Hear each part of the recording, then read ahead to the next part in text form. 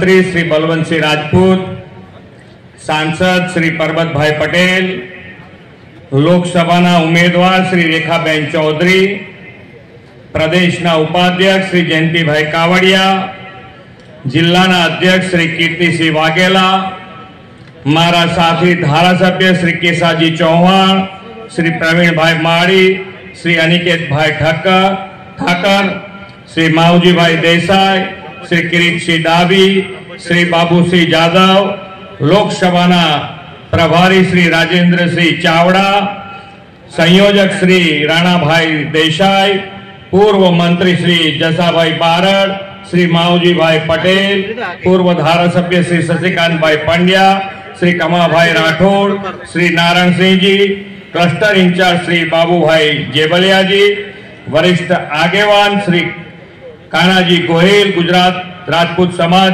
प्रमुख श्री, जिला पूर्व प्रमुख श्री गुमान सिंह चौहान, डीसा एपीएमसी चेरमेन श्री गोवा भाई रबारी, वाव स्टेट राजवी श्री गजेंद्र सिंह चौहान, नादोद समाज प्रमुख श्री नारायण भाई सागर, मंचस्थ सौ क्षत्रिय समाज आगेवान श्रीओ, संगठन पदाधिकारी, चूंटायेला जनप्रतिनिधि, सहकारी आगेवान श्रीओ, उपस्थित कार्यकर्ता भाईओ बहनों, शुभेच्छक मित्रों, प्रेस मीडिया मित्रों, सौने मारा नमस्कार। आजे अपना सौनी साथे आजनो अवसर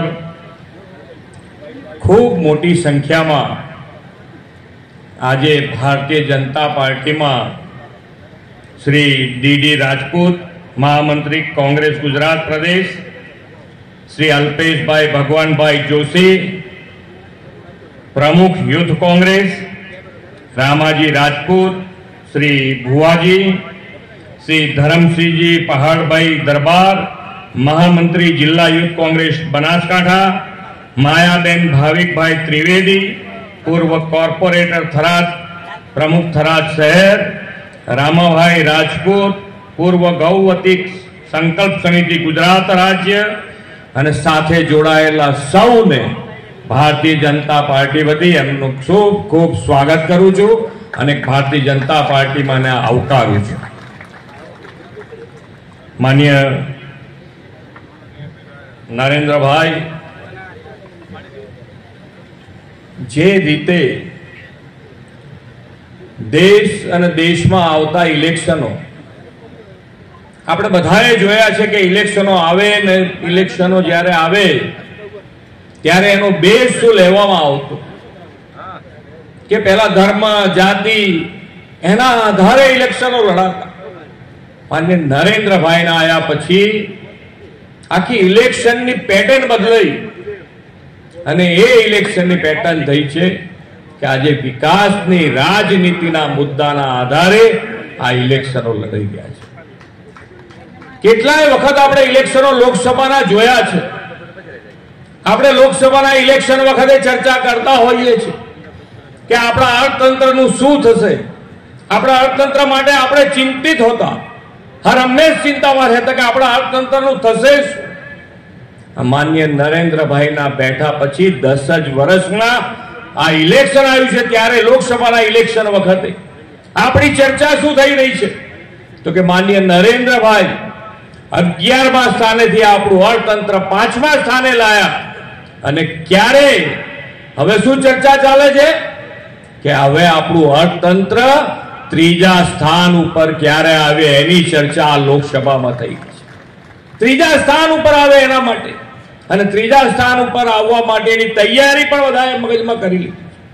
મોદી સાહેબની ગેરંટી છે કે 3જી વખત માન્ય નરેન્દ્રભાઈ વડાપ્રધાન આપણે બધા બનાવીએ અને આપણું અર્થતંત્ર 3જા સ્થાન ઉપર લઈ આવશે। 3જા સ્થાન ઉપર અને અર્થતંત્ર જેટલું ધબકતું રહે છે એટલી આપણી જાહો જલાલી વધતી જાય છે। કેટલા કામો વિકાસના થઈ રહ્યા છે। આજે એક બે ઉદાહરણ તમને આપી અને વિકાસના કામોની વાત કરી કે વિકાસના કામો અને વિકાસના કામોની જે માત્રા છે એ કેટલી મોટી ડિફરન્સ છે એ તમને હું બતાવું। એક બે ઉદાહરણ આપીશ। આજે વિકાસની જે આપણે વાતો કરીએ તો આજે આપણી જે રેલવે છે, રેલવે નું ઇલેક્ટ્રિફિકેશન કે રેલવેને આપણે ઇલેક્ટ્રિક વખત આગળ વધારી રહ્યા છે, ત્યારે 1947 થી 2014 સુધી આંકડો સાંભળજો, એક જ આંકડો સાંભળજો તમને ખ્યાલ આવી જશે. 1947 થી 2014 સુધી જે ઇલેક્ટ્રિફિકેશન થયું છે, રેલવેનું વીજળીકરણ થયું છે, એ વીજળીકરણ 21,801 કિલોમીટરનું, ક્યાંથી ક્યાં સુધી? 1947 થી 2014 સુધી. અને 2014 થી 2023 સુધીમાં 38,650 કિલોમીટર. કેટલો મોટો ડિફરન્સ! આ વિકાસની જે ગતિ છે એ તમને બતાડું છું. તમે કોઈ પણ ક્ષેત્રમાં કામ જુઓ, આરોગ્ય ક્ષેત્રે જુઓ, તમે સેવા કરવી છે તો સુશાસન આપવું જ પડે. સુશાસન અને સેવા બંને સાથે જોડાયેલી વસ્તુ છે. સુશાસન કેવી રીતે આપી શકે? આજે દરેકે દરેક ક્ષેત્રે આપણે જોતા હોઈએ કે હેલ્થનું સેક્ટર જોઈએ, ગામે ગામ હેલ્થ સેન્ટરો બન્યા છે, પણ ક્યાંક હજુ પણ બૂમ આવે છે. શેની બૂમ આવે છે? તો કે ભાઈ ડોક્ટરો નથી, ડોક્ટરો ત્યાં ગામડે જવાની ક્યાંક તૈયારી નથી બતાવો, અથવા તો ડોક્ટરની સંખ્યા ઓછી છે. પણ તમે જુઓ કેવી રીતે થાય, ક્યાંથી થાય, ડોક્ટરો લાવે ક્યાંથી? પહેલા અહીંયા આગળ માન્ય નરેન્દ્રભાઈ જયારે ગુજરાતમાં એ સીએમ બન્યા ત્યારે 1375 મેડિકલ સીટો હતી. 1375. માન્ય નરેન્દ્રભાઈએ એની અંદર વધારો કરી અને એ દિશામાં આપણે આગળ વધી રહ્યા છે. ત્યારે આજે 7000 સીટો છે. 7000 સીટો આપણે મેડિકલની કરી છે. અને આ ડોક્ટરો જેટલા વધતા જશે એટલી જ આપણી સમસ્યાઓ અંત તરફ આપણે જતા રહ્યા છે. 2 કે 3 વર્ષમાં પૂરી કોઈ જગ્યાએ ડોક્ટરની તકલીફ ન હોય એ રીતનું આયોજન. અને આજે અહીંયાની વાત નહીં, આપણા દેશમાં પણ એવી પરિસ્થિતિ છે. આજે 51,348 બેઠકો હતી, એ આ 10 જ વર્ષમાં વધારીને 1,01,443 બેઠકો માન્ય નરેન્દ્રભાઈએ કરી છે. એવી જ રીતે દરેકે દરેક ક્ષેત્રે માન્ય નરેન્દ્રભાઈએ જે વિકાસની ગતિ પકડી છે, એ વિકાસ કેવી રીતે આગળ વધી શકે અને આ વિકાસ કરવા માટેનું આયોજનબદ્ધ કેવી રીતે આગળ વધાય છે. એક ઉદાહરણ તમને કે ભાઈ આજે આવક તો જોઈએ કે ભાઈ આપણે વિકાસ કરવો છે તો વિકાસ માટે પૈસાનું આયોજન, અને પૈસાનું આયોજન કેવી રીતે? તો આજે એક ટેક્સ આપણે કરી દીધો, જીએસટી, એક જ ટેક્સ, અને વન ટેક્સ વન નેશન ના આધારે આ માર્ચ મહિનામાં આપણી જીએસટી ની આવક ભારત દેશની કેટલી છે ખબર છે? 1.78 લાખ કરોડ રૂપિયા એકલી માર્ચ મહિનાની આવક છે. માર્ચ મહિનાની આવક છે. અને ત્યારે આ બધા કામો થઈ રહ્યા છે. ગુજરાતની પરિસ્થિતિ, ગુજરાતમાં પણ અત્યારે આપણે ખૂબ સારા આયોજનબદ્ધ રીતે આપણે આગળ મજબૂત પાયો અહીંયા આગળ માન્ય નરેન્દ્રભાઈએ ફાઇનાન્સનો નાખ્યો છે, અને એના કારણે આજે આપણે ખૂબ સરળતાથી આગળ વધી રહ્યા. 2000ની સાલમાં આપણા બજેટની આપણું બજેટ કેટલું હશે ગુજરાતનું? અહીંયા ઘણા બધા વડીલો બેઠા છે. આપણા ગુજરાતનું બજેટ હશે લગભગ 15,000 થી 20,000 કરોડની વચ્ચે. 2000ની સાલની જ વાત કરું છું. 16,000 કરોડ. આ 16,000 કરોડ આજે 2000 પછી 2024માં આપણે ઐતિહાસિક બજેટ ગુજરાતનું રજૂ કર્યું છે.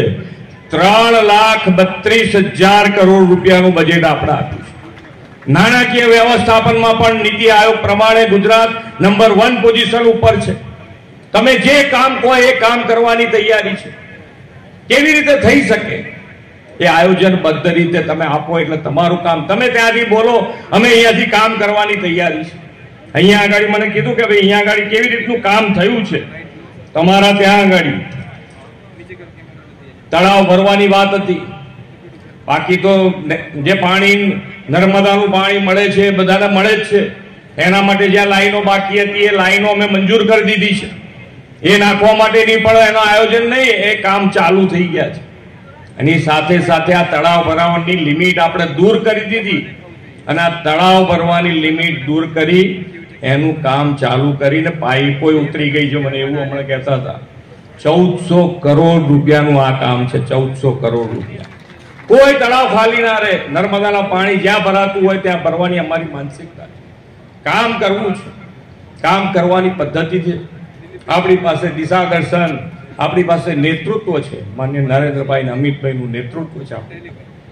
આજે આમ આપણે ધંધો રોજગાર કરતા હોઈએ, ધંધો રોજગાર કરતા જઈએ તો આપણે ધંધા માટે, આપણા મકાન માટે ક્યાંક લોન લેવા ગયા હોઈએ, આપણી પાસે બધી જ વ્યવસ્થા હોય, બધી જ વ્યવસ્થા હોય. આપણી પાસે સાક્ષી છે, એને ગીરો મૂકવાનું કાગળ છે, બધું કાગળ હોય તોય બેંક વાળા થકવાડી દે છે ને, તોય બેંક વાળા થકવાડી દે. તો આ નાના માણસો માટે કોની ગેરંટી, ક્યાંથી લાવવાની? આ બધા માટે એક અને માત્ર એક ગેરંટી માન્ય નરેન્દ્રભાઈ. અને નરેન્દ્રભાઈએ મુદ્રા યોજના થકી કરોડો રૂપિયાની લોન આ યુવાનોને અને મહિલાઓને આપી છે. આજે નાના વેપારીઓ જેની પાસે રેકડી છે, ચાની કીટલી છે, શાકની લારી છે, પીએમ સ્વનિધિ યોજના અંતર્ગત એ લોકોને પણ લોન મળી છે. કોઈ ગેરંટી નહીં એમની, ફક્ત અને ફક્ત ગેરંટી માન્ય નરેન્દ્રભાઈ. અને એ ગેરંટીના આધારે આજે એ લોકોને 10,000ની લોન, 10,000 માંથી 20,000ની લોન, 20,000 માંથી 50,000ની લોન આજે દરેકને મળી રહી છે. એક જ ગેરંટી ઉપર, માન્ય નરેન્દ્રભાઈની ગેરંટી. આપણે ઘણી વખત કહીએ છીએ કે અત્યારે ટેક્સની આવક વધવાનું કારણ શું? તો આપણે પહેલા બધા કેટલાય ગોટાળાની વાત આપણે સાંભળી છે. અને આજે શેની ચર્ચા થાય છે? તો કે ભાઈ આજે કયા ગોટાળા વાળાને સજા થઈ એની ચર્ચા થાય છે. અને એના કારણે આજે તમે જુઓ તો દરેક જણ, દરેક વેપારી, આજે આટલી મોટી ટેક્સની આવક થવાનું કારણ શું? તો કે ભાઈ આજે આવક થઈ રહી છે એનું કારણ વેપાર ધંધા વ્યવસ્થિત રીતે ચાલી રહ્યા છે. વેપાર ધંધાને જોઈતી દરેક સગવડ સરકાર પૂરી પાડી રહી છે. રોડ રસ્તા હોય, લાઇટ હોય, પાણી હોય, દરેકની વ્યવસ્થા જ્યારે વેપારીને મળતી હોય, કોઈ જાતની કનડગત ના હોય, ત્યારે આ ધંધા રોજગારમાં આટલા ટેક્સ લોકો ભરે. અને એ ટેક્સ ભરે છે ત્યારે આપણું આ અર્થતંત્ર ખૂબ ઝડપથી આગળ વધી રહ્યું છે. દરેક જણ આગળ વધવા માટે, દરેક જણ સાથે મળીને આગળ વધે એના માટે 10 વર્ષનો હિસાબ છે જ. 10 વર્ષનો હિસાબ છે. દરેક સેક્ટરમાં આગળ વધ્યા છે. પણ સાથે સાથે ઇલેક્શન આવે એટલે બેરોજગારીની વાત હોય ને હોય.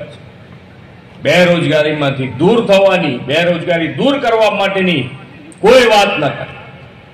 માન્ય નરેન્દ્રભાઈએ 2003માં જે વાઇબ્રન્ટ શરૂ કર્યું, હમણાં અહીંયાથી અમારા મંત્રી શ્રી કહેતા, જે વાઇબ્રન્ટ 2003માં શરૂ કર્યું, અને 2003માં જયારે વાઇબ્રન્ટ શરૂ કર્યું ત્યારે દેશ અને દુનિયા માટે વેપારી અહીંયા ગુજરાતમાં આવે અને ગુજરાતમાં વેપાર ધંધો કરે એના માટેનું પ્લેટફોર્મ 2003માં પૂરું પાડ્યું.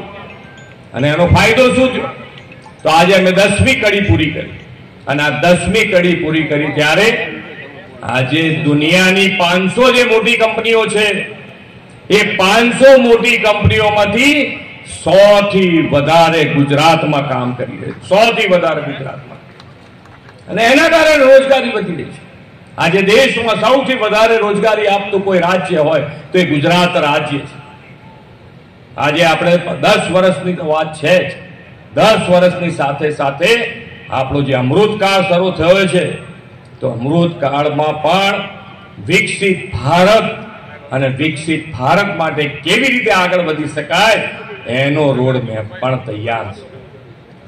વિકસિત ભારત માટે આપણે વિકસિત ગુજરાત, અને વિકસિત ગુજરાત એટલે કેવી રીતે થાય? નાનામાં નાનો માણસ, છેવાડાનો માણસ કેવી રીતે મુખ્ય પ્રવાહમાં આવે એના માટેનો હર હંમેશ પ્રયત્ન કર્યો છે. વિકસિત ભારત યાત્રા શરૂ કરી માન્ય નરેન્દ્રભાઈ. ગુજરાતમાં પણ આપણે વિકસિત ભારત યાત્રા શરૂ કરીને દરેકે દરેક ગામ સરકારી યોજનાનો લાભ જેને મળ્યો છે એને તો મળ્યો જ છે, પણ નથી મળ્યો તો એના ઘરે જઈને એના ગામમાં જઈ અને એની યોજનાનો લાભ આપવા માટે આ વિકસિત ભારત યાત્રા અને વિકસિત ભારત યાત્રા આપણે ગુજરાતમાં પણ કરી અને મોદી સાહેબનો ગેરંટી રથ ગામે ગામ ગયો છે અને જેને મળવા પાત્ર જે યોજનાનો મળવા પાત્ર લાભ હોય એના ઘરે બેસીને મળ્યો છે।